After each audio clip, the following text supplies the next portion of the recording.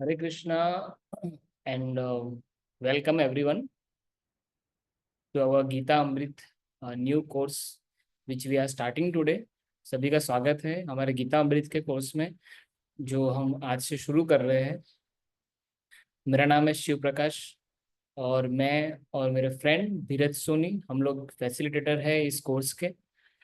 तो हम आपको जो गीता के सारे चैप्टर्स हैं उसके बारे में डिटेल में समझाने का प्रयास करेंगे यहाँ पे। सो सबसे पहले जो ये नाम हमने चुना है गीता अमृत, तो ये अमृत का अर्थ क्या है? तो अमृत मीन्स नेक्टर, इंग्लिश में इसको नेक्टर कहते हैं। नेक्टर एक ऐसी चीज है, अमृत ऐसा चीज है जो हमको अमर कर सकता है। जो बहुत लोग अमृत ढूंढते हैं एक्चुअली। पुराणों में कथा आती है कि अमृत के लिए, अमृत को प्राप्त करने के लिए देवताओं में और राक्षसों में युद्ध भी हुआ है। तो आज से जो हम ये कोर्स शुरू कर रहे हैं ये हमको कौन सा अमृत देने वाला है? ये हमको गीता का अमृत देने वाला है। जो गीता, जो भगवत गीता कृष्ण की वाणी है, इस भगवत गीता के अंदर भगवान ने ऐसे हमारे लिए चीजें बताई है जो अमृत के समान है और जिसको लेने से हम हमेशा के लिए भगवान के साथ संपर्क में रह सकते हैं और हमारे मनुष्य जन्म जो हमको मिला है इसको अच्छे से यूटिलाइज कर सकते हैं। तो आई एम श्योर कि आप लोगों के पास भी ये भगवत गीता होगी घर पे। मोस्ट ऑफ लोगों के पास भगवत गीता होती है। पर होता क्या है, हम सब ने ये चीज एक्सपीरियंस की है कि भगवत गीता हमने ले तो ली पर फिर हम उसको पढ़ने के लिए समय नहीं निकाल पाए, या तो उसको पढ़ना था तो उसकी जगह पे हमने उसको लाल कपड़े में बांध के पूजा में यूज करते हैं। तो भगवत गीता एक ऐसी पुस्तक है जो हमारे लाइफ का फाउंडेशन क्रिएट कर सकती है। पर क्योंकि हम इतने बिजी है या तो कमिटमेंट्स है हमारे, वो नहीं हो पाता है। सो ये कोर्स क्या करेगा, ये कोर्स आपको एक्चुअली वो भगवत गीता जो आपने अभी तक शायद डिटेल में नहीं पढ़ी उसका एक फाउंडेशन क्रिएट करेगा। तो आप इस कोर्स के साथ साथ गीता स्टडी भी शुरू कर सकते हो अगर अभी तक शुरू नहीं किया था तो ये कोर्स शुरू हुआ है। तो इसके साथ साथ आप भगवत गीता खोल के पढ़ सकते हो, क्योंकि अब क्या होगा, आप जो यहाँ सुनेंगे और जब पढ़ेंगे तो आपको बहुत आसानी से चीजें समझ में आएगी। और ये गीता कोर्स डिफरेंट है। आई थिंक हो सकता है आपने कुछ ऑनलाइन भी सुना हो, बट ये भगवत गीता कोर्स डिफरेंट क्यों है? क्योंकि यहाँ पे हमने भगवत गीता से कुछ चीजें स्पेशली डिराइव की है, जैसे लाइफ लेसन्स है और उसके सिद्धांत है, प्रिंसिपल्स है जो हमको यूज करने चाहिए हमारे लाइफ में। तो डे टू डे लाइफ में जो हम सिचुएशन डील करते हैं कई बार प्रॉब्लमेटिक, जिसमें हमको पता नहीं चलता हमको क्या करना चाहिए, वहां पे भी भगवत गीता के जो सिद्धांत है, जो प्रिंसिपल्स है, वो हमको हेल्प कर सकते हैं। सो टोटल 18 चैप्टर्स है और हर एक चैप्टर को हम लोग दो दो सेशन में सोच रहे हैं सो कंप्लीट करेंगे। सो एक चैप्टर के पीछे हम 2 क्लास डेडिकेट करने का सोच रहे हैं। तो जो पहला चैप्टर है आज हम शुरू करने वाले हैं उसका नाम है सैन्य निरीक्षण, या इंग्लिश में कहेंगे observing the army on the battle field. तो शुरू करने से पहले, हाँ, सबसे महत्वपूर्ण चीज है, जब हम कोई भी आध्यात्मिक कार्य शुरू करते हैं तो पहले हमको भगवान से और भगवान के जितने भी भक्त हैं उन सबसे प्रार्थना करनी चाहिए, ताकि हमारा जो ये एफर्ट है, जो हम ये इनिशिएटिव ले रहे हैं कि हम गीता को समझना चाहते हैं, ये और अच्छे से हो सके। तो सबसे पहले मैं, जो मेरे शिक्षा गुरु है जिनके थ्रू मैं सीखा भगवत गीता और करोड़ों लोगों ने पूरे विश्व में सीखी भगवत गीता, वो है Bhagavad Gita as it is के author his divine grace AC भक्ति वेदांत स्वामी श्रीला प्रभुपाद। तो स्वामी श्रीला प्रभुपाद जी ने एडवांस एज ऑलमोस्ट 70 ईयर्स की एज में अमेरिका गए और उन्होंने वहां जाके भगवत गीता का प्रचार किया। पर अमेरिका जाने से पहले 12 साल वो वृंदावन में रहे, जहाँ उन्होंने प्रिपरेशन की। उन्होंने भागवतम और भगवत गीता का ट्रांसलेशन किया, उस पर कॉमेंट्री भी की, जिसको पढ़ के आज हम गीता को अच्छे से समझ सकते हैं। और हमारा जो ये कोर्स है इसकी टेक्स्ट बुक भी ये Bhagavad Gita as it is, या तो भगवत गीता यथारूप जो उसको हम हिंदी में कहते हैं, वो इस पूरे कोर्स की बुक है। तो शिला प्रभुपाद जी का जो कंट्रीब्यूशन है ये इतना जबरदस्त है कि जो विश्व में जो लोग कुछ नहीं जानते थे भगवान श्री कृष्ण के बारे में, आज वो भगवान श्री कृष्ण के प्योर डिवोटी बन चुके हैं। सो सारा क्रेडिट जाता है श्रीला प्रभुपाद जी को कि उन्होंने इतनी सरलता से भगवत गीता को हमारे सामने प्रेजेंट किया, ताकि हम अपने बिजी लाइफ में भी और इतनी सारी कॉम्प्लेक्सिटीज के बीच में भी भगवत गीता को अपने लाइफ में अप्लाई कर सकें। तो नमः ओम विष्णु पादाय कृष्ण पृष्ठाय भूतले श्रीमते भक्ति वेदांत स्वामी निति नामिने नमस्ते सारस्वती देवे गौरवाणी प्रचारिणे निर्विशेष शून्यवादी पाश्चात्य देश तारिणे। तो प्रभुपाद जी से प्रार्थना करते हुए, भगवान श्री कृष्ण से प्रार्थना करते हुए हम आज का सेशन अभी शुरू करेंगे। भगवत गीता का जो बैकग्राउंड है बहुत इंटरेस्टिंग है कि भगवत गीता कहाँ पे बोली गई, किस कंडीशन में बोली गई। तो सबसे पहले जो युद्ध का मैदान आप फोटो में देख रहे हो, यहाँ पे भगवत गीता बोली गई। नॉर्मली जहाँ पे युद्ध होता है, जैसे आपने यूक्रेन और रशिया का युद्ध देखा होगा, वहां पे इतना सारा कोहराम मचा हुआ है, खून की नदियां बह रही, तो उसमें से कौन सा मतलब नेक्टर मिल सकता है। हाँ, पर ये जो युद्ध था जिसमें भगवान श्री कृष्ण उपस्थित थे, यहाँ हाँ अमृत की धारा बही, जहाँ भगवान श्री कृष्ण ने अमृत वचन दिए अर्जुन को, और ना ही अर्जुन को पर हमारे लिए भी। तो महाभारत का जो युद्ध हुआ था, ये युद्ध में लगभग 500 मिलियन लोग इकट्ठा हुए, मतलब 50-60 करोड़ के आसपास वहां पे लोग इकट्ठा हुए थे युद्ध के लिए। अब ये युद्ध क्यों हो रहा था? ये युद्ध था दो भाइयों के बीच में। हाँ, कुरुवंश के जो दो बड़े बड़े धुरंधर थे, कौरव और पांडव, इनके बीच का ये युद्ध है। तो जो कुरु वंश थे उसमें वास्तव में देखने जाए तो धृतराष्ट्र और पांडु, हाँ, ये दो राजा के लिए योग्य व्यक्ति थे। पर इसमें धृतराष्ट्र जो बड़े थे, बड़े भाई थे पांडु के, पर वो धृतराष्ट्र की एक सबसे बड़ी समस्या थी क्या, कि वो ब्लाइंड थे, वो अंधे थे। इसके कारण क्या हुआ कि वो राज्य को संभालने के योग्य नहीं थे, और इसलिए पांडु जो उनके छोटे पुत्र छोटे भाई थे, उनको जो साम्राज्य चलाना उसकी जवाबदारी दी गई। तो धृतराष्ट्र के 100 पुत्र थे, जिसमें सबसे बड़े थे दुर्योधन, और पांडव के 5 पुत्र थे जिनको हम सॉरी पांडु के 5 पुत्र जिनको हम पांडव कहते हैं, और सबसे बड़े थे युधिष्ठिर महाराज। सो दुर्भाग्यवश पांडु महाराज जो थे, उनकी मृत्यु हो गई पहले ही, कुछ कारणवश उनकी मृत्यु पहले ही हो गई। अब जब वो नहीं रहे तो उस समय धृतराष्ट्र को राज्य संभालने के लिए मौका मिला, क्योंकि पांडु के जो पुत्र थे पांडव, वो सारे छोटे थे, तो उनको अभी तो किंगडम दे नहीं सकते थे, तो धृतराष्ट्र को संभालने के लिए दिया गया। और धृतराष्ट्र जी राजा के रूप में कार्य कर रहे थे, और उन सारे पुत्रों का पालन पोषण भी कर रहे थे, जैसे पांडव जितने भी थे और अपने पुत्र, उन सबको वो एक साथ बड़ा कर रहे थे। तो समस्या क्या थी, जिसे पांडव बड़े हो रहे थे, दुर्योधन जो धृतराष्ट्र जी का बड़ा पुत्र था, वो बहुत ही ज्यादा ईर्ष्यालु था, एनवियस, जेलस, और उसको पूरा किंगडम हड़पना था, मतलब पूरा जो राज्य है वो उसको अकेले को हड़पना था। अब देखिए, ये दुर्योधन जो है, इसका जब जन्म हुआ था उस समय ही सब लोगों ने बता दिया था कि ये बहुत ही क्रूर व्यक्ति है, और ये आगे जाके ऐसा काम करेगा जिसके कारण करोड़ों लोगों की मृत्यु होगी। तो दुर्योधन का बैकग्राउंड पहले से ही सबको पता था, इसके बावजूद धृतराष्ट्र हमेशा उसको फेवर करते थे, because he was very attach to Duryodhana. अब दुर्योधन खुद तो वास्तव में इतना बुरा था, पर जब वो शकुनी, उसके जो मामा थे शकुनी, उसके प्रभाव में आके वो और भी ज्यादा षड्यंत्र रचने लगा, किस प्रकार से पांडवों को परेशान किया जाए। इनफैक्ट पांडवों को समाप्त करने के लिए भी इन्होंने बहुत सारे षड्यंत्र रचे थे। जैसे अ, भीम को उन्होंने एक बार खेल खेल में नदी के अंदर डाल दिया था कि डूब के मर जाए, उनको पॉइजन वाली चीजें खिलाए गए, यहाँ तक कि उनको लक्ष्य ग्रह में भेजा गया, जहाँ पे उनको फिर जला के मारने का प्रयास किया गया। और फिर गैम्बलिंग मैच भी कराया गया, जहाँ पे हारने के बाद पांडवों को 13 साल के वनवास, उनको एग्जाइल के लिए भेजा गया। तो आप देखिए कि दुर्योधन इतना दुष्ट व्यक्ति था कि वो पांडव जो एक्चुअली एलिजिबल थे, जिनको मिलना चाहिए था सब कुछ, वो एक अच्छे और धार्मिक राजा थे, उनको ना देके वो खुद सब हड़पना चाहता था।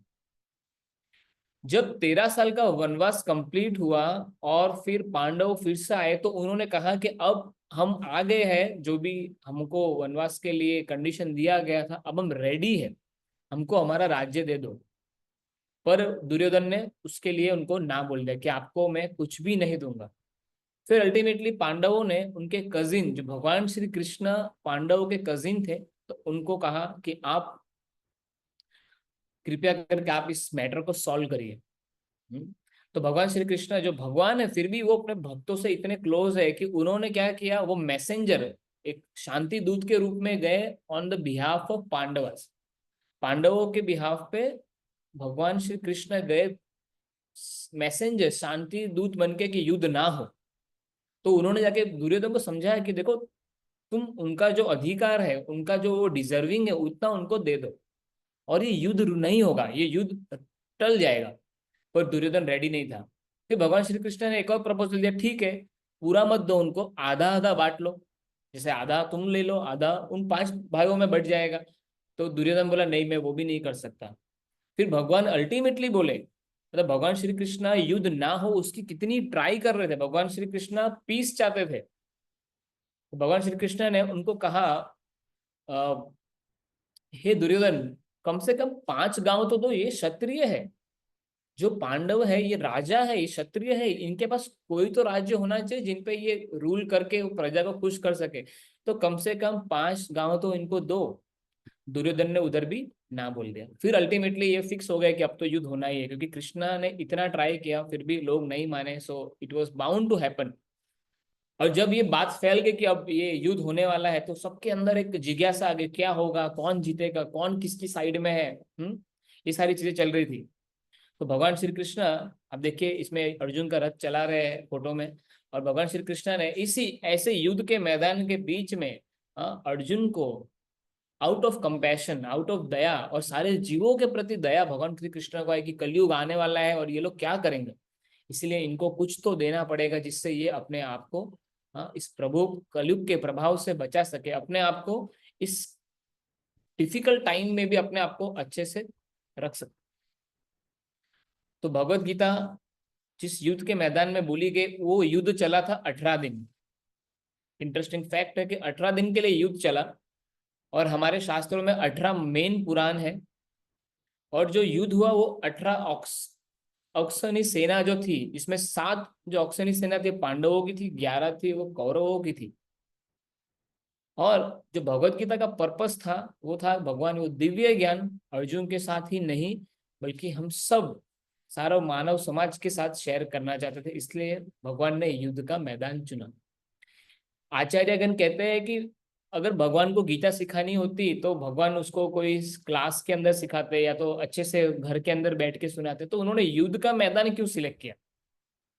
तो भगवान बताना चाहते हैं कि कोई व्यक्ति सोच सकता है कि भाई मैं तो डिफिकल्ट कंडीशन में हूं, मैं कब गीता का ज्ञान लूंगा। तो भगवान बताना चाहते हैं कि भगवत गीता का ज्ञान युद्ध के मैदान में अर्जुन ले सकता है, तो हम अपने जीवन के युद्ध में इसको क्यों नहीं ले सकते। लाइक हमारा लाइफ भी एक बैटलफील्ड जैसा ही है।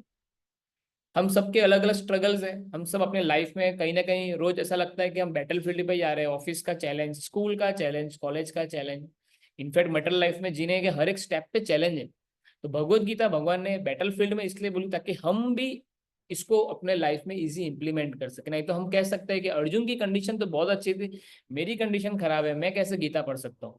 सो कृष्णा ये सारी चीजों को हाँ साइड करना चाहते हैं, इसलिए कृष्ण ने बैटलफील्ड का सिचुएशन, ये जो पूरा एक सिचुएशन माहौल क्रिएट करके उसके अंदर ये गीता को प्रेजेंट किया। So I am very happy to know कि यहाँ पे अभी 10 पार्टिसिपेंट्स हैं। सो मेरा ये प्रश्न है आप सब लोगों से कि आपने ये कोर्स क्यों ज्वाइन किया। लाइक बहुत सारे रीजन हो सकते हैं, जैसे शांति के लिए, भाई गीता पढ़ने से शांति मिलेगी, गीता पढ़ने से हम अवेयर होंगे हमारे बारे में, इस दुनिया के बारे में। हो सकता है गीता के बारे में और जानने की इच्छा हो। तो आई वांट कि आप सब ये इसमें चैट बॉक्स में लिखिए, अपने अपने रीजंस लिखिए चैट बॉक्स में कि आपने ये गीता कोर्स क्यों ज्वाइन किया है। अच्छा, बिनोय प्रसाद लिख रहे हैं जीवन का मार्गदर्शन के लिए, वेरी गुड। हो सकता है माइंड कंट्रोल के लिए भी, कई सारे लोग माइंड कंट्रोल सीखना चाहते हैं, उसके लिए गीता पढ़ते हैं। So I am requesting all of you कि आप चैट बॉक्स में जाके लिखिए अपने अपने रीजंस। हो सकता है आपको किसी ने सजेस्ट किया हो, कि मेरे फ्रेंड ने मुझे सजेस्ट किया है कि हाँ हमने आगे भी एक कोर्स ज्वाइन किया था, उसमें फायदा हुआ, तो उसलिए भी आप ज्वाइन हुए हो। ओके, मुक्तेश पटेल जी लिख रहे हैं right direction, yes, very nice.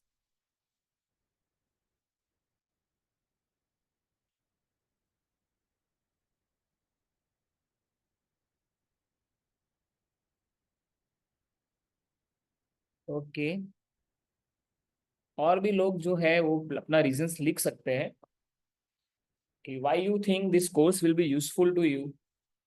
Okay, dharma gyan and mind control. Okay Rohan, very good.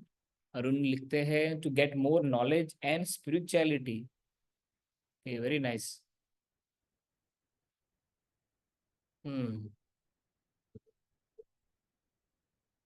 Yes, so I think we all want something better, something higher. हम सब कुछ और बेटर चाहते हैं और हायर चीज चाहते हैं, इसके लिए हम भगवत गीता सुनना चाहते हैं। So I am very thankful कि आप लोगों ने इस कोर्स को ज्वाइन किया और आप समय निकाल के यहाँ संडे के दिन आ पाए। तो अगर हम ये सारी चीजें अचीव करना चाहते हैं, जो भी हमारा टारगेट है, जैसे आपका टारगेट है, जैसे मेरा भी टारगेट है कि मैं सबके अंदर ये सारी चीजें अच्छी तरह से सिखा पाऊँ और भगवत गीता की जर्नी आप सबकी बहुत अच्छी हो, तो इसके लिए कुछ चीजें हैं जो हमको फॉलो करनी पड़ेगी।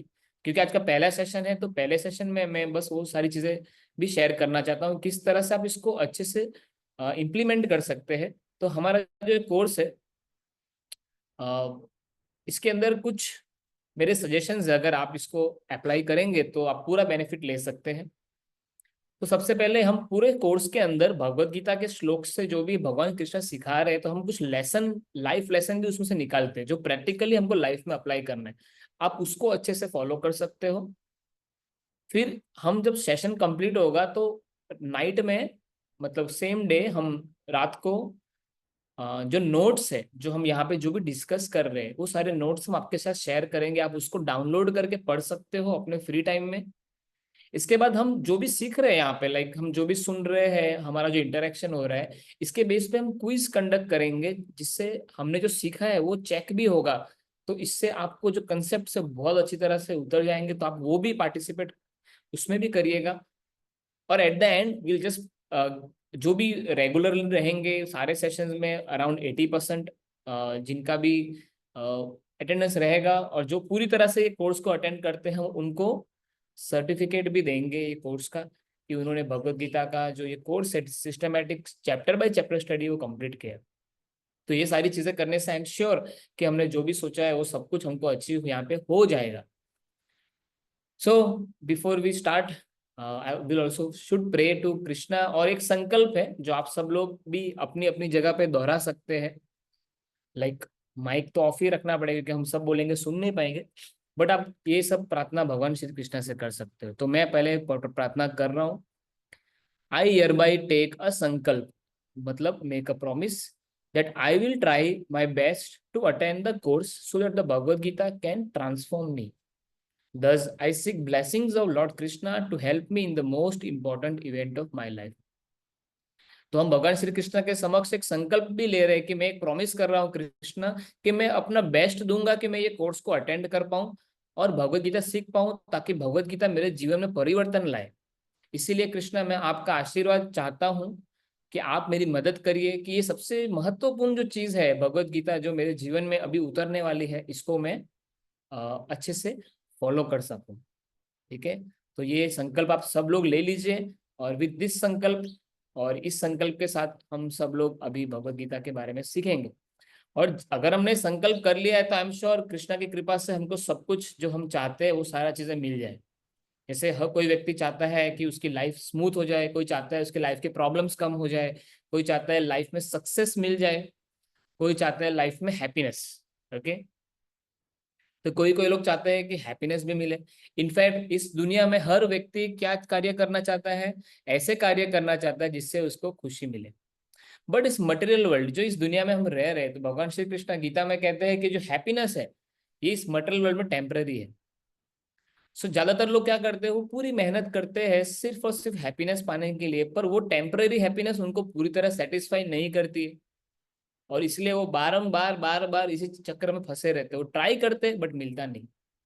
तो भगवत गीता और जो शास्त्र है हमारे, वो हमको कहते हैं कि सिर्फ सुख की खोज में मत जाओ, क्योंकि जो हैप्पीनेस है, जो प्लेजर है, जो आनंद है, ऐसे तो टेम्पररी है, पर एक्चुअल में हमको रियल आनंद चाहिए, वो कहाँ से मिलेगा, उसको जानने का प्रयास करो। हमको मेहनत करनी चाहिए कि वास्तविक सुख कहाँ पे मिलने वाला है। तो एक इंटरेस्टिंग जो बात हितोपदेश में कही गई है कि हम मनुष्य को क्या चीज है जो पशुओं से अलग करती है।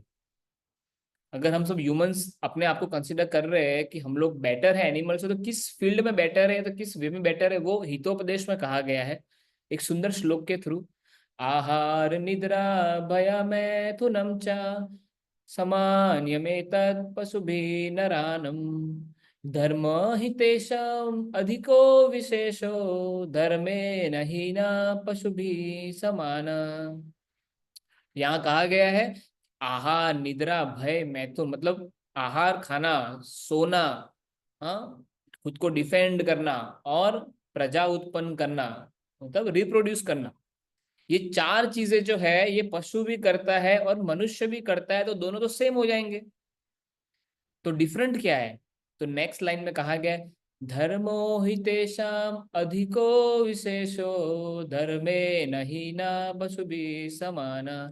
तो धर्म जो है, जो हमारे रिलीजियस ड्यूटीज है, ये ही एकमात्र डिफरेंस करने वाला फैक्टर है जो मनुष्य को पशुओं से अलग करता है। पर जिस दिन अगर मनुष्य धर्म के बारे में चर्चा ना करे, तो वो किसके समान है? धर्मे न हीन पशु भी समाना। तो वो लगभग एनिमल के समान ही है, ऐसा हमारे धर्मशास्त्र कहते हैं। तो जो पहला चैप्टर है हमारा, उस चैप्टर के टोटल श्लोक है 46। तो भगवत गीता के पहले अध्याय में 46 श्लोक है। तो इसको हमने चार अलग अलग सेक्शनों में बांटा है। तो जो पहले 10 श्लोक है वो है सेटिंग द सीन, जो पूरा माहौल क्रिएट हो रहा है। उसके बाद आता है कि भगवान श्री कृष्ण जो जो पूरी तरह से ऑस्पिशियस है, भगवान श्री कृष्ण के उपस्थिति से क्या प्रभाव पड़ता है, वो 12 नंबर श्लोक से लेके 20 नंबर तक के श्लोक में उसके बारे में चर्चा होती है। फिर तीसरा है भगवान श्री कृष्ण अपने भक्तों से कितना प्रेम करते, उसकी जो उसके बारे में जो डिस्कशन होता है, वो 1.21 से 1.27 तक होता है। सॉरी, वहां गलती से 207 लिख दिया है। तो 21 नंबर के श्लोक से लेकर 27 नंबर तक श्लोक में भगवान श्री कृष्ण अपने भक्तों से कितना प्रेम करते हैं उसके बारे में चर्चा हुई है। और अंत में 28 नंबर श्लोक से लेके 46 तक हमारे जीवन की समस्याओं के बारे में चर्चा किया गया। ये पहले चैप्टर के बारे में। जैसे पहला चैप्टर हम पढ़ लेंगे तो हमको तीन मेन चीजें समझ में आ जाएगी। पहली, या तो आप जैसे ये पहला चैप्टर कंप्लीट होता है तो आपको ये तीन चीजें पता लग जानी चाहिए, ताकि हम चेक कर सके कि हमने सच में ये की लर्निंग्स पकड़ी कि नहीं। पहला ये है कि जब हम धर्म के साथ जीते हैं तो धर्म भी हमारी रक्षा करता है। दूसरा ये कि भगवान श्री कृष्ण हमेशा उपस्थित रहते हैं अपने भक्तों की रक्षा करने के लिए। Lord is always there to protect his devotees, उनके भक्तों की रक्षा के लिए। तीसरा कि भगवत गीता जो है ये अल्टीमेट लाइफ मैनुअल है हमारे जीवन की। जिस प्रकार हम कोई भी चीज लेके आते हैं, उसको चलाने की जो प्रोसेस या चलाने की जो मैकेनिज्म है उस मैनुअल में होता है, उसी प्रकार भगवत गीता हमारे जीवन की एक मैनुअल है। जीवन में आने वाली समस्याओं का समाधान भगवत गीता से मिल सकता है। ये तीन की लर्निंग्स है फर्स्ट चैप्टर की।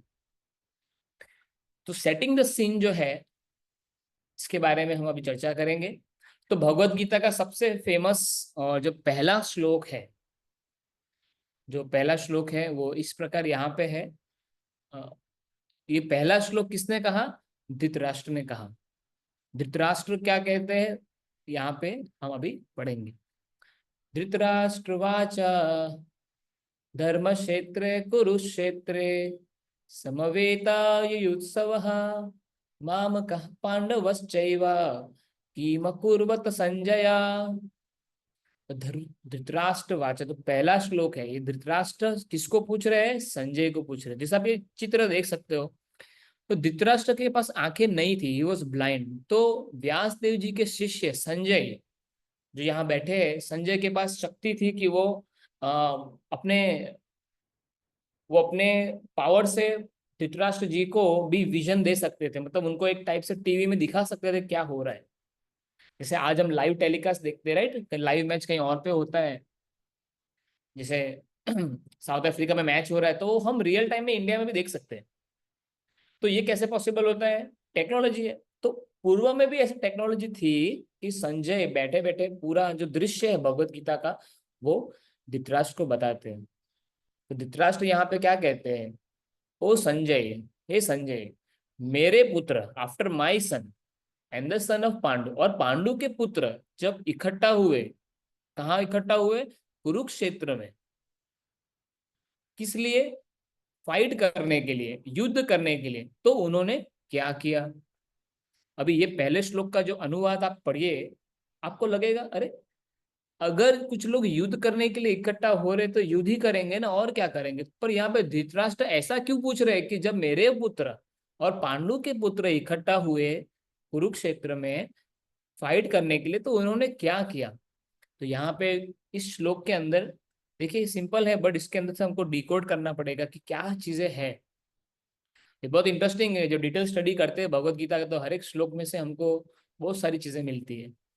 तो ये पहला श्लोक है, ये एक्चुअल में हम लोग को धृतराष्ट्र, और आगे जाके जो श्लोक होंगे ये पहले सेटिंग द सीन में दुर्योधन की मानसिकता बता रहा है। धृतराष्ट्र का जो माइंडसेट है और दुर्योधन का जो माइंडसेट है वो ही पहले श्लोक में हमको पता चल रहा है। तो ये दो चीजें अभी हम चर्चा करेंगे कि धृतराष्ट्र का मानसिकता कैसी थी और दुर्योधन की। तो जो पहला श्लोक हमने पढ़ा उसके हिसाब से हम तीन चीजें पता कर सकते हैं कि धृतराष्ट्र के मन में तीन चीजें चल रही थी। पहला तो उसको संशय था, वो डाउटफुल था कि क्या होगा। दूसरा उसको भय भी था, वॉज वेरी फियरफुल कि अब क्या होगा। और तीसरा पार्शियल, इस श्लोक में धृतराष्ट्र की जो पार्शियलिटी है वो भी दिखती है। तो किस प्रकार से ये तीनों चीजें उसके मन में चल रही थी उसको अब हम समझने का प्रयास करें।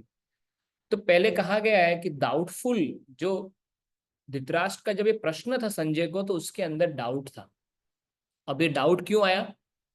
क्योंकि जो युद्ध हो रहा है ये कहाँ हो रहा है? कुरुक्षेत्र में। तो आपको बताना चाहता हूँ थोड़ा बैकग्राउंड कुरुक्षेत्र के बारे में। तो कुरुक्षेत्र जो है ये एक धाम है। कुरुक्षेत्र एक ऐसी जगह है जहाँ पे साधु संत पहले इकट्ठा होते थे, धार्मिक स्थल है। और पूर्व में कुरुक्षेत्र का नाम था, पास्ट में कुरुक्षेत्र का नाम था ब्रह्म क्षेत्र, और उसको भृगु क्षेत्र नाम से भी जाना जाता था। ओके, आप ये सब याद करना क्योंकि क्विज होगा तो उसमें सारी चीजें आएगी, तो नोट्स में से आप पढ़ सकते हो बाद में। तो कुरुक्षेत्र का पहला नाम था ब्रह्म क्षेत्र, भृगु क्षेत्र। अब कुरुक्षेत्र का नाम कुरुक्षेत्र कैसे पड़ा उसकी भी स्टोरी है बैकग्राउंड में। तो एक राजा हुए जिनका नाम था कुरु, हाँ, जिनसे कुरु वंश की शुरुआत हुई। तो राजा कुरु बहुत धार्मिक थे, उनके पास बहुत सारा सोना था। तो उन्होंने क्या किया, उन्होंने सोचा कि मैं अपनी प्रजा के लिए अच्छा क्या करूं। देखो पहले के राजा क्या सोचते थे, सिटीजन के बारे में, लोगों के बारे में, कैसे मेरी प्रजा खुश रहे। पर आज हम देखते हैं विश्व में बहुत सारी सरकार है, विश्व में बहुत सारे देश है जिसके अलग अलग सरकार जो चलती है वो सब सिर्फ पैसा हैटना चाहते हैं, प्रजा के बारे में नहीं सोचते हैं, सिर्फ और सिर्फ पावर में रहना चाहते हैं, उस प्रकार से कार्य करते हैं। पर पहले के राजा ऐसा नहीं थे। तो किंग, जो जो राजा कुरु थे, उनकी इच्छा हुई कि मैं अपने प्रजा के लिए क्या करूं जिससे मेरी सारी प्रजा का कल्याण हो। तो उन्होंने एक निर्णय लिया, क्या करूंगा मैं। उनके पास बहुत सारे रथ थे, सोने के रथ थे। तो सोचा कि मैं जो सोना है इसको पिघला के इसका मैं हल बनाऊंगा। उस हल से मैं जमीन में जो ये कुरुक्षेत्र जो क्षेत्र था उसमें मैं उससे हल से खेती करूंगा, और उसमें मैं इंद्र को प्रसन्न करूंगा और इंद्र से प्रार्थना करूंगा कि मेरे इस स्थान पे जो भी व्यक्ति शरीर को छोड़ता है, मतलब किसकी भी मृत्यु यहाँ पे होती है इस क्षेत्र में, जो उस समय भिरू क्षेत्र नाम से जाना गया था, वो व्यक्ति स्वर्ग लोक को जाएगा। तो शुरुआत में इंद्र बोले ऐसा नहीं हो सकता भाई, ऐसे कैसे, कोई भी तुम्हारी जगह पे मर गया उसको मैं अपने लोक में ले लूं, इंद्र लोक में। तो इंद्र शुरुआत में, पर जब कुरु राजा की तपस्या उन्होंने देखी कि अपने प्रजा के लिए स्वयं मेहनत कर रहे हैं, अपनी प्रजा का कल्याण चाहते हैं, तो अल्टीमेटली क्या हुआ, अल्टीमेटली इंद्र राजी हो गए। और उन्होंने बोला कि जो भी व्यक्ति इस कुरुक्षेत्र, इस भृगु क्षेत्र में अपने प्राण को त्यागता है युद्ध करते हुए या तो तपस्या करते हुए, वो निश्चित रूप से कहा जाएगा, वो स्वर्ग लोक में जाएगा। इसीलिए कहा गया है कि महाभारत के युद्ध में जितने भी सैनिक मरे, कौरवों के साइड जितने भी लोग मरे, पांडवों के साइड जो भी सैनिक मरे, वो सारे सैनिक कहाँ गए, स्वर्ग लोक में गए। क्यों? क्योंकि वो धर्म के युद्ध में लगे हुए थे, और जो जगह पे वो फाइट कर रहे थे वो भी बहुत सैक्रेड जगह थी, मतलब वो धार्मिक स्थल था।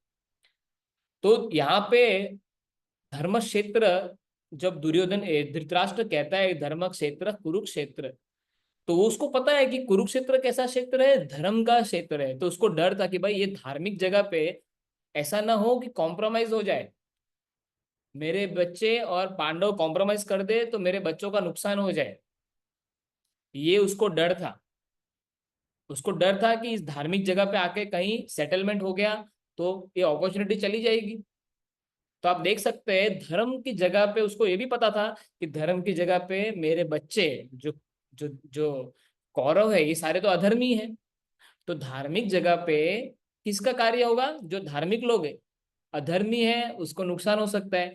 इसीलिए उसको डाउट था कि मेरा बच्चा जीतेगा कि नहीं, मेरी पार्टी जीतेगी कि नहीं। तो यहाँ पे आप देखिए धर्म क्षेत्र जो शब्द है, यहाँ पे हम सीख सकते हैं कि पहला लाइफ लेसन प्रैक्टिकली जो हम अपने लाइफ में अप्लाई कर सकते हैं, वो लेसन यहाँ पे क्या है कि जिस प्रकार से सरकार उन अपने नागरिकों की रक्षा करती है जो उनके नियमों को पालन करते हैं। हाँ, जैसे कोई सिटीजन सारे कानून जो नियम है पालन करता है, सरकार उसको रक्षा प्रोवाइड करती है। इसी प्रकार जो व्यक्ति धर्म की रक्षा के लिए कार्य करता है, हाँ, और धर्म के रास्ते पे चलता है, उसको धर्म प्रोटेक्ट करता है। जिस प्रकार यहाँ पे पांडवों की जीत के एक कारण ये भी था कि इस स्थान धार्मिक स्थल पे ये कार्य हो रहा था, तो धार्मिक जो व्यक्ति है उसको धर्म की भी रक्षा प्रोवाइड होती है। तो ये पहला लाइफ लेसन हमारा कि हमको धर्म के साथ हमेशा होना चाहिए, तो धर्म हमारी रक्षा करता है और हमारी भी जीत निश्चित होती है। जो दूसरा कारण बताया गया वो था भय। तो धृतराष्ट्र के हृदय में भय है, वो भय से भी वो प्रश्न पूछ रहा था संजय को। हाँ, क्यों? क्योंकि उसको पता था कि जो उसने किया, जो धृतराष्ट्र ने किया, वो सब अनफेयर था, वो सब अन्याय था। किसके साथ? पांडवों के साथ। पर उसने ऐसा क्यों किया? क्योंकि वो अपने बच्चों से बहुत ज्यादा अटैच था। तो देखिए धृतराष्ट्र अंधा था, एक भौतिक रूप से अंधा था कि उसको दिखता नहीं था, पर वो स्पिरिचुअली भी ब्लाइंड था। जब कौरव गलत थे तो उसने गलत के लिए कभी उनको पिन पॉइंट नहीं किया। जब द्रौपदी का इतना अपमान हो रहा था पूरे सभा में, उस समय ये कुछ नहीं बोले। क्यों? क्योंकि ये देख रहे कि मेरे बच्चे कर रहे हैं ना, अरे मेरा बेटा कर रहा है, अरे मेरा बेटा कभी गलत नहीं करता। कई बार हम देखते हैं, कई बार पेरेंट्स बहुत अटैच होते हैं बच्चों के साथ, तो उनकी गलतियां उनको दिखती नहीं। इनफैक्ट कई बार तो ऐसे भी पेरेंट्स है जो सपोर्ट कर देते, तो वो पेरेंट्स कैसे हो, धृतराष्ट्र जैसे ही है। तो हम धृतराष्ट्र के कैरेक्टर से देख सकते हैं कि कुछ जो क्वालिटीज थी, जो वो जो उसको हम कहते हैं अधर्मिक क्वालिटी, उसमें यह आता है टू मच अटैच होने के कारण वो धर्म का रास्ता नहीं फॉलो कर रहे थे और उन्होंने अन्याय किया। दूसरा, उसको डर ये भी लग रहा था क्योंकि भाई भीम, जो भीम थे, भीम ने 3 प्रतिज्ञा ली थी। महाभारत का जो युद्ध होना था उससे पहले भीम ने 3 प्रतिज्ञा ली थी। जब द्रौपदी के साथ दुर्व्यवहार हुआ, भीम ने बोला कि मैं सारे के सारे जो कौरव है, 100 बच्चों जो पुत्र है, उन सबको मार डालूंगा वो। तो पहले तो भीम ने ये प्रतिज्ञा कर दिया, और भीम की प्रतिज्ञा कैसी है, वो बोलते तो करते ही। फिर दूसरा उन्होंने बोला कि मैं दुर्योधन की जांग तोड़ दूंगा, दुशासन का शरीर का खून निकाल दूंगा, और उस खून से मैं द्रौपदी के बालों में, वो जो खून है उससे द्रौपदी अपने बाल धोएगी। ये प्रतिज्ञा उन्होंने ली थी जब द्रौपदी का अपमान इन्होंने किया था, दुशासन ने किया था, दुर्योधन ने किया। तो धृतराष्ट्र को याद आ रहा था, अरे ये भीम जो है इसने तो प्रॉमिस किया था, अरे कहीं वो मेरे बच्चों को मार ना दे, इसलिए वो भयभीत भी हो गए थे। तो यहाँ पे हमारा दूसरा लाइफ लेसन है आज का। जो व्यक्ति जितना ज्यादा पाप करता है उसको उतना ज्यादा डर लगता है। To the extent one is sinful, to that extent he is fearful. देखिए कई बार हम कुछ गलत करते हो कितना डर लगता है, अरे पकड़ा गया तो क्या होगा, अरे उसने देख लिया तो क्या होगा, अरे मुझे मुझे मुझे क्या होगा करके। हाँ, तो कई बार ये चीजें देखी गई है कि व्यक्ति बहुत पाप करता है, उसको बहुत भय लगता है। मैं आपको एक उदाहरण बताता हूँ कि जब मैं छोटा था और हम लोग, मेरे पिताजी पुलिस में है, तो हम लोग पुलिस क्वार्टर्स में रहते थे, तो सारे लोग वहाँ पुलिस वाले थे। तो एक उसमें एक लड़का था जो खुद को बहुत डॉन समझता था, लाइक वो सब गलत काम करता था, दारू सप्लाई करता था, ड्रग ड्रग का वो भी हेर फेर भी करता था। हाँ, तो अब ये सब करता था वो, हमारे सामने तो बहुत ऐसा डॉन जैसा बनता था, अरे मुझे किसी का डर नहीं है। हाँ, पर एक दिन हम क्रिकेट खेल रहे थे और अचानक पुलिस का सायरन बजा। क्रिकेट खेलते खेलते डायरेक्ट बैट छोड़ के वो भागा, डायरेक्ट मतलब ऐसा भागा, मतलब दिखा ही नहीं, 2 सेकंड में तो ग्राउंड के बाहर हो गया। क्यों? क्योंकि उसको पता था उसने पाप किया है, तो उसको अंदर से तो डर है कि मैं कभी पकड़ा जाऊंगा। तो इसी प्रकार से धृतराष्ट्र को भी यहाँ डर था, और हम देख सकते हैं इस भौतिक जगत में कि लोग डरते हैं क्योंकि वो पाप करते हैं। इसीलिए अगर हम फियरफुल फियरफुल ना होके फियरलेस होना चाहते हैं, तो हमारा जो सिंफुल एक्टिविटीज हमको वो रिड्यूस करना चाहिए। तो ये हमारे लिए एक लाइफ लेसन है यहाँ पे। साथ साथ में दूसरा एक लाइफ लेसन ये भी है कि धृतराष्ट्र अटैच था और उसके अंदर एंग्जाइटी आ गई। देखिए हम जितना ज्यादा अटैच होते हैं ना, उतना ज्यादा हमको एंग्जाइटी या तो उसके लिए टेंशन आता है। अभी हम जिससे बहुत अटैच है, अगर वो हमारा दिल दुखा दे तो हमको बहुत परेशानी हो जाती है। तो यहाँ पे धृतराष्ट्र अटैच था अपने बच्चों के साथ, और इसीलिए वो चिंतित था कि मेरे बच्चों का क्या होगा, जबकि वो गलत कर रहे थे फिर भी। तो यहाँ पे ये लाइफ लेसन है कि अटैचमेंट और एंग्जाइटी डायरेक्टली प्रोपोर्शनल है एक दूसरे के साथ। तीसरा बताया गया मेंटेलिटी ऑफ धृतराष्ट्र की, मैं और मेरा, मी एंड माइन। इसके कारण क्या हुआ, धृतराष्ट्र वॉज पार्शियल, उन्होंने पार्शियलिटी की। इनफैक्ट इस श्लोक में भी वो क्या कहते हैं, धर्म क्षेत्र कुरुक्षेत्र समवेत युयुत्सव मामका। मामा का मतलब मेरे पुत्र पांडवा और पांडु के पुत्र, जबकि दोनों एक ही वंश के हैं। तो वो ऐसे अपने आप को, अपने बच्चों को पांडवों के बच्चों से, पांडु पांडु के बच्चों से अलग मानते, और उन्होंने बहुत जगह पार्शियलिटी की, जो महाभारत में उसका वर्णन है। तो ये पहले श्लोक में से हम माइंडसेट रीड कर सकते हैं कि धृतराष्ट्र का माइंडसेट ऐसा है, इसलिए वो इस प्रकार का प्रश्न पूछ रहा है। अब दुर्योधन की माइंडसेट को हम स्टडी करेंगे। तो दुर्योधन का जो माइंडसेट है, वो जो ये सारे श्लोक है, इसके अंदर 10 श्लोक के अंदर सेकंड श्लोक से दुर्योधन के बारे में शुरू होता है कि दुर्योधन का माइंडसेट कैसा है। तो पहला बताया गया है कि दुर्योधन का माइंडसेट है कि बस वो अपने ही सेना के बारे में डींगे मार रहा है, मतलब ब्रैगिंग अबाउट हिज आर्मी। वो अपने लोगों की तारीफ कर रहा है, बोलता है कि हमारे जो सेना है इसका ताकत इतना ज्यादा है कि इसको कोई भी पार नहीं कर सकता। हम्म। तो इस प्रकार से वो अपनी आर्मी की बड़ाई कर रहा था। क्या कर रहा था? अपनी सेना की बड़ाई कर रहा था। दूसरा बताया गया है कि दुर्योधन जब आगे के श्लोकों में बातचीत करता है, तो आगे क्या करता है वो, द्रोणाचार्य को इंसल्ट कर देता है।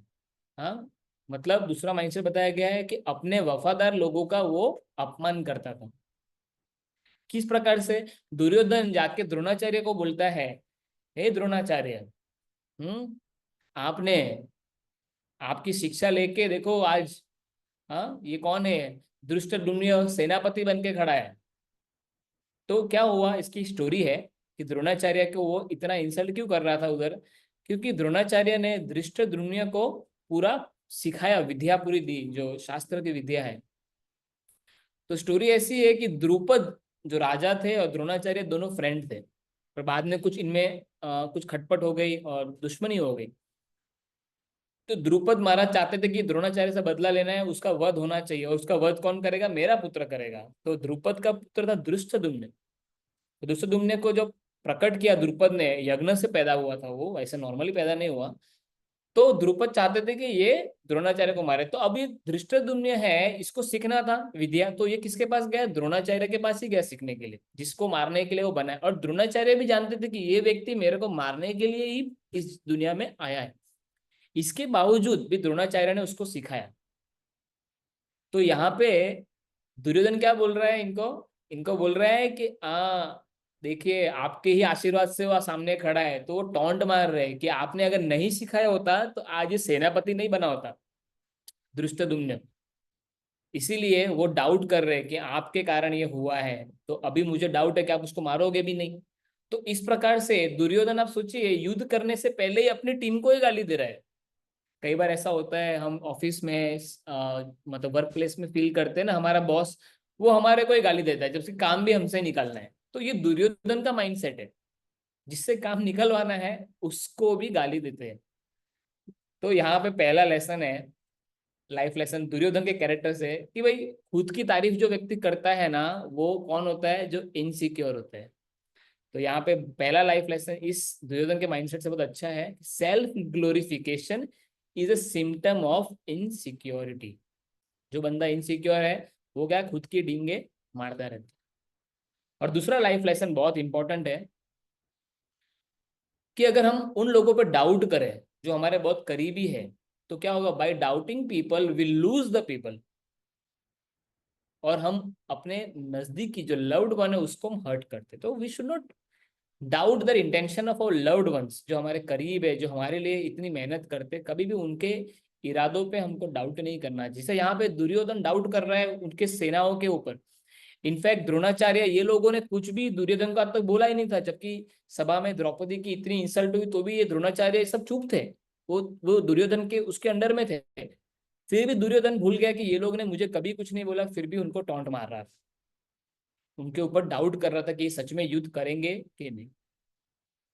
ओके, तो ये हमारा यहाँ पे फर्स्ट सेक्शन का स्टडी कंप्लीट होता है। Now we go to the second section, that is all auspicious Krishna. तो श्लोक नंबर 12 से लेके 20 तक भगवान के जो उपस्थिति है उसकी महिमा, और भगवान की उपस्थिति से क्या कल्याण हुआ इनका और क्या होगा उसके बारे में चर्चा की। इनफैक्ट भगवान श्री कृष्ण की उपस्थिति के कारण संजय बताता भी है कि पांडवों की ही जीत होगी। तो ये कौन सा श्लोक है?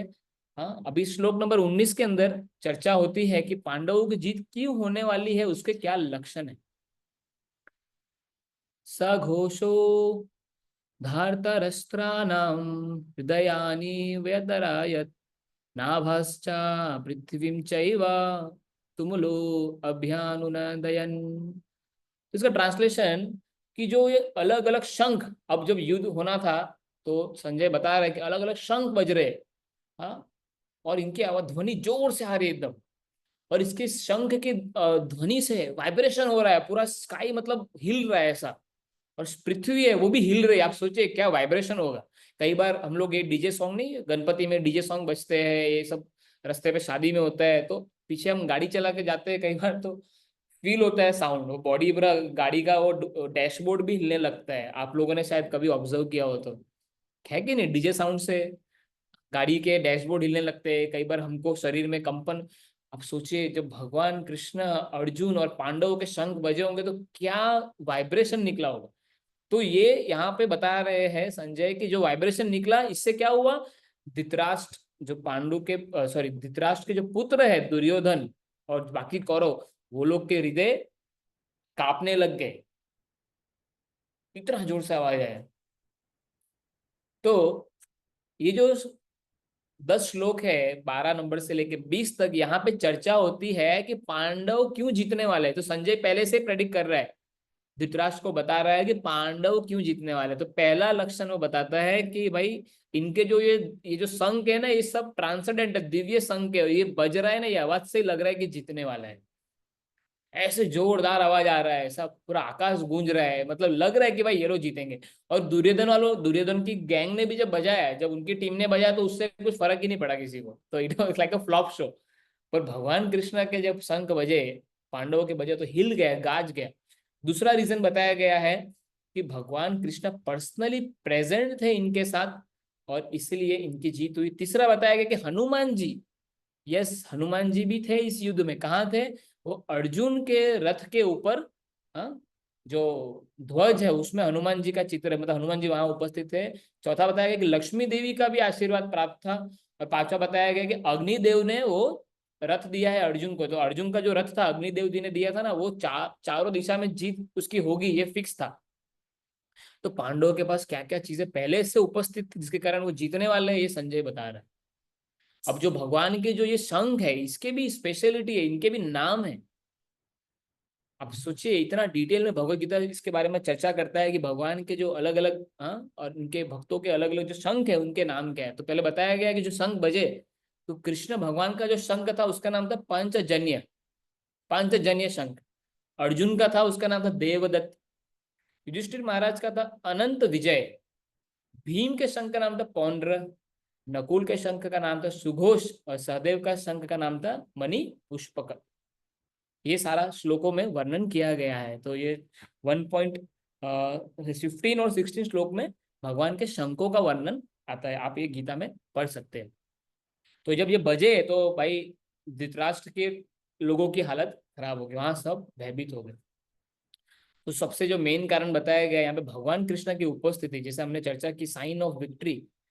तो बहुत सुंदर तरीके से एक कथा आती है।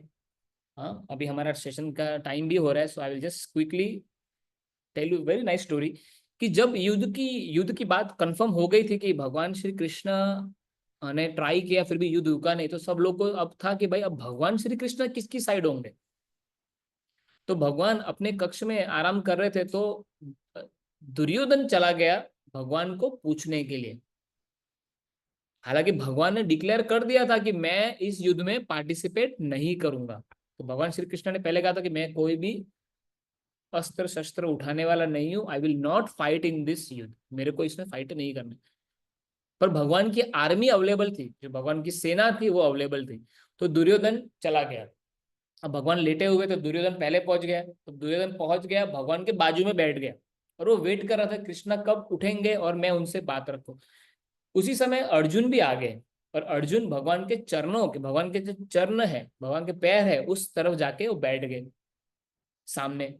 अब देखिए नॉर्मली क्या होता है, जब हम सोए होते हैं, हम उठते हैं, तो हमारी आंखें कहाँ जाती है? पैरों की तरफ, है कि नहीं? हम पैरों की तरफ हमारी आंखें करते हैं। तो भगवान की आंखें खुली, भगवान ने अर्जुन को देखा। अब दुर्योधन तो डर गया, बोला अरे कृष्णा ने अर्जुन को देख लिया, अब कृष्णा अर्जुन से बात कर लेंगे, अर्जुन ने अगर भगवान की सेना मांग ली तो मेरा नुकसान हो जाएगा। तो दुर्योधन डर गया, बोला कृष्णा मैं पहले आया, मैं पहले आया था। तो भगवान श्री कृष्णा कहते, हाँ तुम पहले आए होंगे, पर मैंने पहले तो अर्जुन को देखा, और अर्जुन छोटा भी है तुमसे। तो भगवान अर्जुन को बोलते हैं, अर्जुन तुमको क्या चाहिए बोलो। तो अर्जुन कृष्णा को कहते हैं, Krishna I don't want your army, मुझे आपकी सेना नहीं चाहिए, मेरे को सिर्फ आप चाहिए, आई जस्ट वॉन्ट यू। तो भगवान कृष्णा कहते हैं अर्जुन को, अरे यार मैं तो फाइट भी नहीं करने वाला, तू मुझे क्यों लेना चाहता है? ना मैं कुछ फाइट करने वाला हूँ, why you need me then?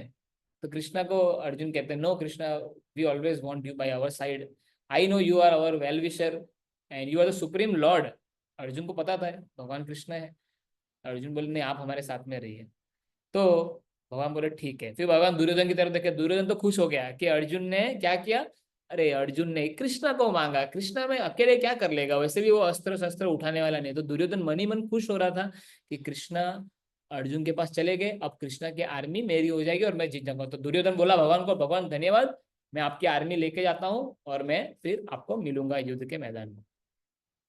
तो अर्जुन ने कृष्णा को स्वीकारा और अपने साइड में ले लिया। तो जो भगवत गीता के एंड में हमको पता चलता है कि भगवान की उपस्थिति से क्या होता है। तो संजय, जब ये शुरुआत का पहला श्लोक धृतराष्ट्र ने कहा, एंड का श्लोक संजय कहता है भगवत गीता में। तो भगवत गीता के जो एंड में जो श्लोक जो संजय बोलता है, लाइक कंक्लूजन दे रहा है, संजय क्या करता है? संजय कंक्लूजन देता है। किसको कंक्लूजन देता है? धृतराष्ट्र को। कि यत्र योगेश्वरः कृष्ण, यत्र पार्थ धनुर्धरः, तत्र श्री विजयो भूति, ध्रुवा नीतिर्मतिर्मम। ये एंड का श्लोक है जिसमें संजय क्या कहता है, जहां कृष्ण है, wherever there is Krishna, the master of all mystics, हाँ, वो योगेश्वर है। And wherever there is Arjun, और जहां अर्जुन है, जो कौन है? धनुर्धर है, ही इज द ग्रेटेस्ट धनुर्धर। वहां क्या होगा? हाँ, वहां निश्चित रूप से ऑप्युलेंस, ऐश्वर्य, जीत निश्चित है, एक्सेस, बल होगा, और मोरालिटी मतलब नीति होगी। ये मेरा ओपिनियन है। तो कृष्णा की उपस्थिति से जीत निश्चित है। ये भगवत गीता का मैसेज है। तो यहाँ पे एक बहुत इंपॉर्टेंट लाइफ लेसन हमारे लिए, हम सबके लिए ये है कि one who has taken the shelter of lord Krishna has nothing to fear even the mist of the greatest calamity. अगर हमने भगवान श्री कृष्ण की शरण ली है जिस प्रकार से अर्जुन ने ली, तो कितना बड़ा भी समस्या हमारे जीवन में ना क्यों ना आ जाए, कभी हम भयभीत नहीं होंगे। जिस प्रकार से कुरुक्षेत्र के युद्ध के मैदान में अर्जुन इतनी बड़ी समस्या में थे, पर क्योंकि भगवान श्री कृष्ण की शरण ली तो उनका डर चला गया। इसी प्रकार हमारा डर भी चला जाएगा। और ऐसा भी कहा गया है शास्त्रों में कि राखे कृष्णा मारे के, मारे कृष्णा राखे के। तो जिसको कृष्णा बचाना चाहते हैं उसको कोई नहीं मार सकता, उसको कोई बाल भी बाका नहीं कर सकता। पर कृष्णा जिसको मारना चाहते हैं जैसे असुर, उनको कोई भी रक्षा नहीं कर सकता। तो ये लेसन है, भगवान श्री कृष्ण के भक्तों की रक्षा कृष्णा करते हैं और असुरों को कृष्णा साफ कर देते हैं, उनको कोई बचा नहीं सकता। दूसरा जो इनकी विक्ट्री का लक्षण था कि हनुमान जी का जो जो हनुमान जी उपस्थित थे ध्वज के रूप में अर्जुन के रथ के ऊपर।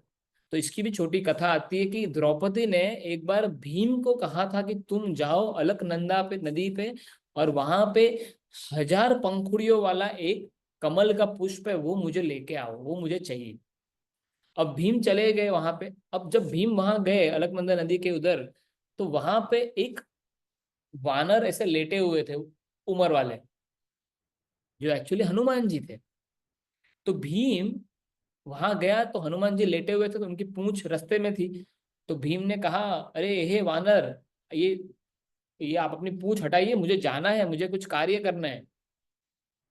तो हनुमान जी बोले, अरे मैं तो बूढ़ा हो चुका हूँ, मेरे कोई हिम्मत नहीं, आप उठा के रख दो। अब भीम को आ गया गुस्सा, और भीम को थोड़ा अहंकार आ गया अपनी शक्ति का। तो भीम ने क्या किया, भीम ने ऐसा धक्का मार के ट्राई किया कि मैं हटा दूं, उससे हटे ही नहीं। बहुत प्रयास किया भीम ने, फिर भीम को समझ में आ गया कि ये साधारण वानर नहीं है। तो भीम ने उनसे हमने हाथ जोड़ा, बोला आप कौन है बताइए मुझे। तो हनुमान जी ने कहा, मैं वायुपुत्र हूं, तुम तो मेरे भाई हो, क्योंकि भीम भी वायुपुत्र है। तो हनुमान जी बोले, तुम चिंता मत करो, कुरुक्षेत्र का युद्ध होगा तो मैं भी उस युद्ध में आपके साथ में भागीदार रहूंगा, और आपकी जीत में मैं भी योगदान दूंगा। जिस प्रकार से हनुमान जी, हम जानते हैं भगवान राम को कितनी सहायता दी की उन्होंने। हाँ, भगवान राम को, सीता जी को प्राप्त करने के लिए हनुमान जी ने जी तोड़ एक सेवक के रूप में इतनी सारी सेवा की। इसलिए भगवान श्री कृष्ण की लीला में भी वो कंट्रीब्यूट करना चाहते थे। इसलिए हनुमान जी ने बोला कि मैं भी आऊंगा, वो ध्वज के रूप में। आप ये फोटो में देखिए, हनुमान जी है रथ के ऊपर। हनुमान जी ने बोला, भीम तुम जब चिल्लाओगे, जब तुम स्क्रीम करोगे सामने वाले के ऊपर, तो मैं भी सामने से चिल्लाऊंगा। और आपको पता है जब भीम दहाड़ते थे, और भगवान ने क्या शक्ति दी उनको, आप जब जब भीम दहाड़ते थे और हनुमान जी की भी दहाड़ आती थी ना, ये दहाड़ से कितने सैनिक, हजारों सैनिक तो मर जाते थे बस इस साउंड से। आप सोच सकते हैं भीम की क्या शक्ति होगी। तो यहाँ पे क्या लाइफ लेसन है हमारे लिए, एक लाइफ लेसन जो बहुत इंपॉर्टेंट है, कि जब हम भगवान श्री कृष्ण के साइड में है, या तो भगवान श्री कृष्ण को हम अपने साइड रखते हैं, मतलब धर्म की साइड में होते, तो भगवान श्री कृष्ण के जितने पार्षद है, उनके जितने एसोसिएट है, जैसे यहाँ पे हनुमान जी है, ये सब भी हमारी मदद करने आ जाएंगे। आप समझ रहे हो? तो जब भगवान की साइड हम हो जाते हैं, तो भगवान के जितने भी एसोसिएट्स है, वो सब भी हमारी हेल्प करने के लिए आते हैं। दूसरे लक्षणों की चर्चा की गई कि लक्ष्मी, तो भगवान श्री कृष्ण का एक नाम है माधव। तो माधव नाम का अर्थ है लक्ष्मी के पति। तो संजय कहता है कि भाई इनके पास तो लक्ष्मी ऐश्वर्य की कमी नहीं है, निश्चित रूप से पांडवों के पास कुछ कमी नहीं है लक्ष्मी की, ये तो जीतने ही वाले। और अंत में कहते हैं कि अर्जुन का जो रथ है वो अग्निदेव जी ने दिया है, और ये हर दिशा में हमेशा जीतेगा। तो हे धृतराष्ट्र, संजय कहता है कि ये सारे लक्षण मुझे दिख रहे हैं, जिससे मुझे पता चल रहा है कि पांडु के पुत्र ही जीतने वाले हैं और आपके पुत्रों की हार होगी। तो ये हो गया हमारा दो सेक्शन हमने पढ़े, ये 1 पहले श्लोक से लेके 20 श्लोक तक का डिटेल स्टडी आपके साथ हमने किया आज। तो आप भगवत गीता आपके पास होनी चाहिए as it is Bhagavad Gita, उसको आप रिफर कर सकते हो साथ साथ में। अभी जब आप श्लोक पढ़ेंगे तो आपको ये सारी चीजें कनेक्टिंग उसमें मिलने वाली। तो आज हम यहाँ पे एंड करने वाले हैं बिकॉज हमारा टाइम भी ओवर हो चुका है। और जो दो सेक्शंस बचे हुए वो हम नेक्स्ट संडे को कवर करेंगे। बाय दैट टाइम आप इस पूरे वीक में गीता के इन श्लोकों को पढ़ सकते हो। तो 20 श्लोक हमने आज चर्चा किए, इन 20 श्लोकों को आप अपने समय पे इस पूरे वीक में पढ़ सकते हैं। और साथ ही साथ जो हम क्विज देंगे आपको, हमारी वेबसाइट जो है gita108.in, उस पर क्विज और उसके ऊपर जो पूरा ये नोट्स है हम आपके साथ शेयर करने वाले हैं। तो वहां से भी आप इसको रिफर करिए, स्टडी करिए और पूरे वीक में इसके ऊपर चिंतन मनन करिए। लाइफ लेसन जो बताए उसको आप अपने लाइफ में अप्लाई करने के लिए प्रैक्टिकली प्रैक्टिस करिए। और कोई भी क्वेश्चन आपके हृदय में है, कुछ आपको क्वेश्चन ऐसा आया है तो आप फ्रीली हमको पूछ सकते हैं। हमारा जो व्हाट्सएप कम्युनिटी है गीता विजडम क्लब, उसमें एक ग्रुप है क्वेश्चन आंसर का, उसमें आप अपने क्वेश्चंस डाल सकते हैं। और क्वेश्चंस कैसा भी हो, आपको आध्यात्मिक जर्नी में क्वेश्चंस आना भी आवश्यक है, क्योंकि क्वेश्चंस के जब आंसर्स मिलते हैं तो हमारा जो विश्वास है वो भगवान की शिक्षाओं पे बढ़ता है। तो उसमें आप अपने क्वेश्चंस शेयर कर सकते हैं। सो यहाँ पे मैं एंड करना चाहूँगा। Thank you so much everyone for participating. I hope आप पहले दिन आप यहाँ उपस्थित थे, आपको अच्छा लगा होगा, आपको कुछ नई चीज़ें सीखने मिली। और आपका जो इंटरेस्ट है भगवत गीता में वो और बढ़ेगा, इस उम्मीद के साथ हम साइन ऑफ कर रहे हैं आज। सो आई एक्सपेक्ट आप सब लोग रेगुलरली आएंगे, बिकॉज ये जर्नी रेगुलरली आप अटेंड करते रहोगे, आपको और अच्छा एक्सपीरियंस देगा। और आप और लोगों का शेयर कर सकते हैं इसको। आपके पहचान में कोई है जिसको गीता पढ़ने की इच्छा है पर वो स्टार्ट नहीं कर पा रहे, तो ब्रिंग देम ऑल्सो, उनको भी लेके आइए हमारे साथ और इस जर्नी में उनको भी जोड़िए। जो गीता का अमृत है ये हम अकेले नहीं स्वादन लेना चाहते, हम चाहते हैं कि ये गीता का अमृत सबके साथ शेयर हो। सो एनीवे, आप बस जुड़े रहिए हमारे साथ स्पिरिचुअल जर्नी में। तो thank you everyone once again, thank you for your time, thank you for considering us, हमको चांस देने के लिए ऑन संडे एक्सपेक्टिंग। बहुत मुश्किल है संडे, लोग बिजी होते हैं, मुझे पता है आप सबका खुद का शेड्यूल भी होता है, बट फिर भी आपने इतना डेडिकेटली टाइम दिया। So once again thank you all of you and please join our community. अगर आपने मोस्ट ऑफ लोग ने ज्वाइन कर लिया है, पर जो अगर कोई मिसिंग है तो कम्युनिटी ज्वाइन करिए, उसमें अपडेट्स भी आएंगे और क्विज जो होगा गूगल फॉर्म पे क्विज होगा, वो क्विज का लिंक भी मैं उसमें ही डालने वाला हूँ। तो प्लीज चेकआउट, उसको आप चेक करते रहना। और क्वेश्चन आंसर जो भी आपके हृदय में आता है, आप पढ़ोगे गीता तो क्वेश्चंस आने ही है, आप हमको पूछ सकते हो और उसको हम डिस्कस भी कर सकते हैं। तो वंस अगेन साइनिंग ऑफ। हरे कृष्णा, श्रील प्रभुपाद की जय, श्रीमद् भगवद गीता की जय।